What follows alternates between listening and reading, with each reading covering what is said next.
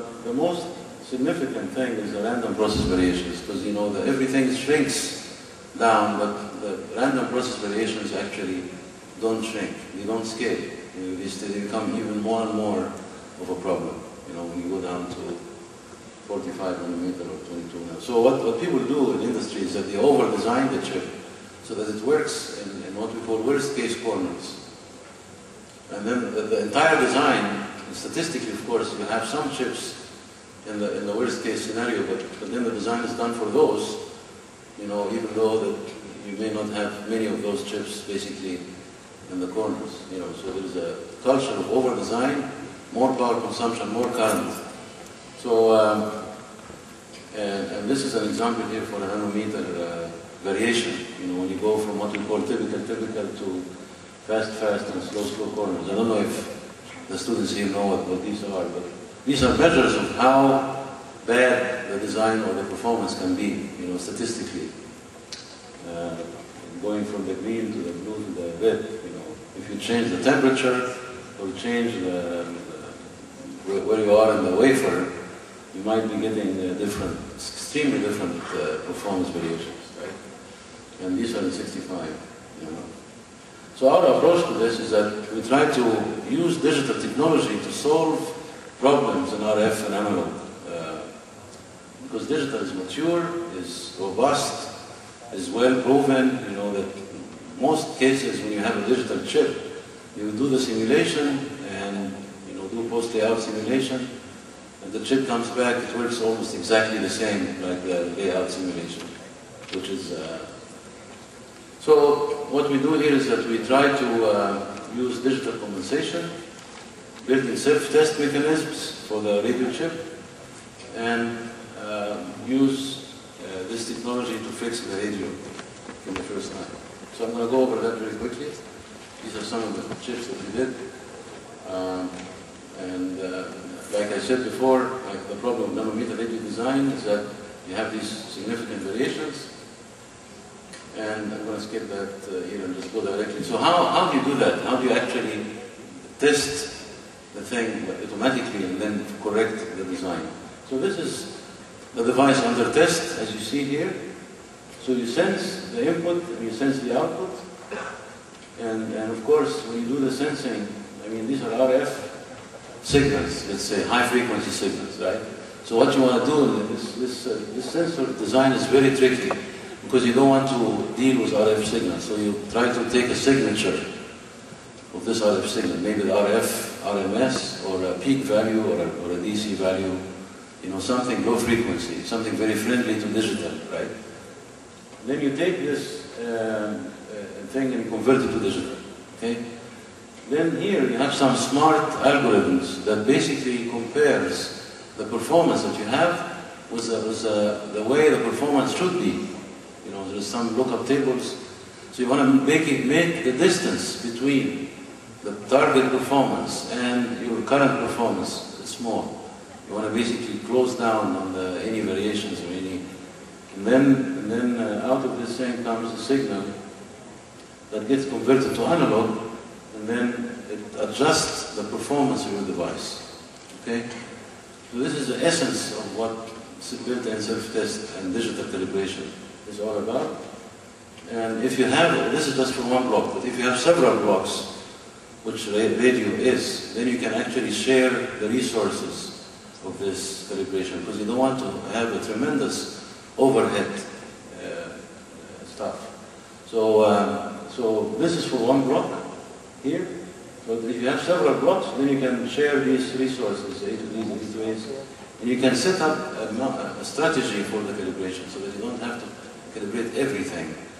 So, for example, if you are interested in increasing the sensitivity, so you want to calibrate the noise figure, or you improve the linearity, so you target the most important parameters, and you build your strategy for calibration based on that. That's the way we basically do it here. So you look at each block in the radio and you try to identify the parameters that needs to be calibrated.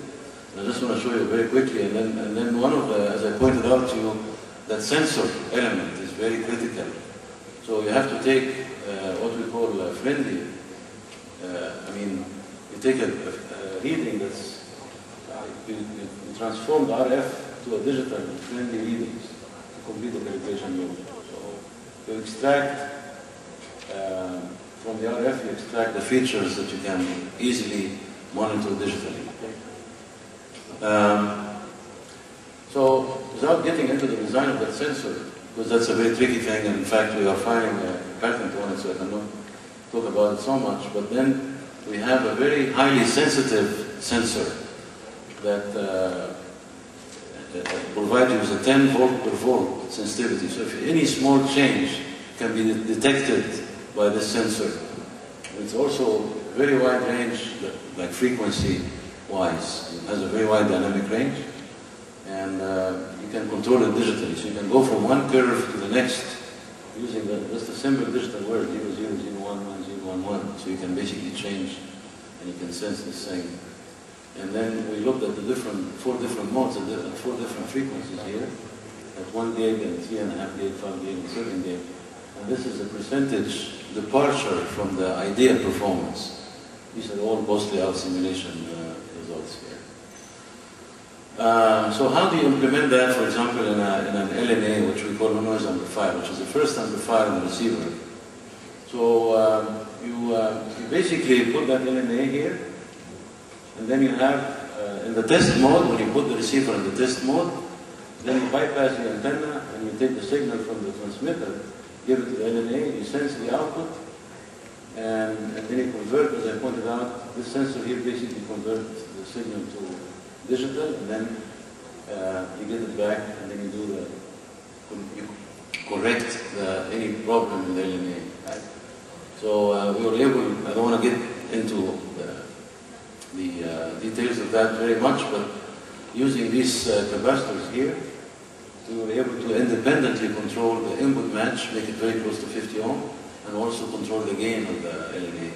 Make it, this design was done for wireless LAN and Bluetooth 2.4 gigahertz.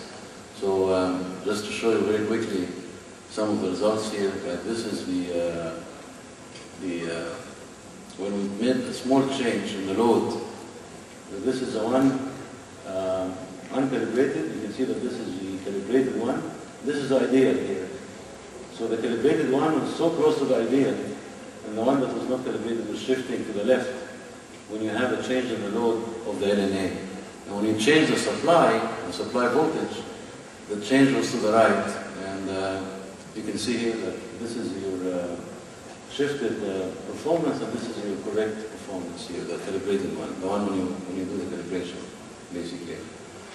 And this is also a very important result here that shows that when you are in the slow corner or the fast corner, the calibrated one stays below 10 dB for the S11, and it stays right at the 2.4 gigahertz. But the other one shifts all over the place here. So that's same thing for the mixer.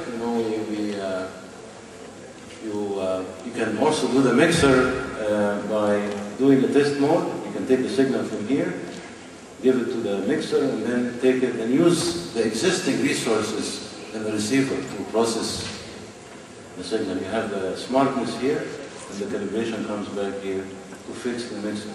So we do that to calibrate the gain, the IRP2, the IRP3. I mean, some of the most important parameters of the mixer. And then we I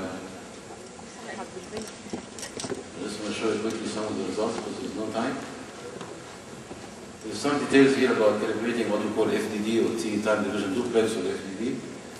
But the main idea here is that if you know maybe from your basic electronic circuits class, that if you adjust your DC operating point, which is that sets up all the AC performance, then everything comes back to normal performance, right? So this is exactly what we do here.